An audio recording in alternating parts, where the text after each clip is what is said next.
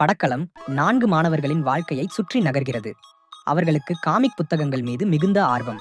இவர்களின் வாழ்க்கையில் ஒரு புதிய வசீகரமான பேராசிரியர் சூரஜ் வெஞ்சாரமூடு வரும்போது எதிர்பாராத திருப்பங்கள் நிகழ்கின்றன. இது ஒரு சாதாரண கல்லூரி கதை போல் தொடங்கி ஒரு அமானுஷ்ய த்ரில்லர் மற்றும் காமெடியாக மாறுகிறது. விமர்சனங்களின் முக்கிய அம்சங்கள். இந்த படத்தின் கதைக்களம் தனித்துவமாகவும் புத்துணர்ச்சியுடனும் இருப்பதாக பல விமர்சனங்கள் குறிப்பிடுகின்றன. அமானுஷ்ய அம்சங்களுடன் காமெடியை கலந்து ஒரு கல்லூரி பின்னணியில் அமைத்தது படத்திற்கு ஒரு புதுமையை கொடுக்கிறது.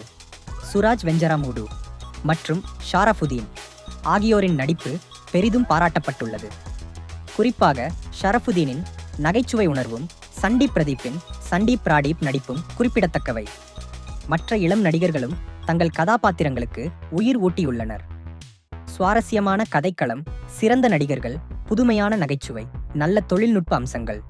சில இடங்களில் திரைக்கதை சற்று பலவீனமாக இருப்பதாகவும், குறிப்பாக சில பெண் கதாபாத்திரங்கள் முழுமையாக வளர்க்கப்படவில்லை என்றும் ஒரு சில விமர்சனங்கள் தெரிவிக்கின்றன.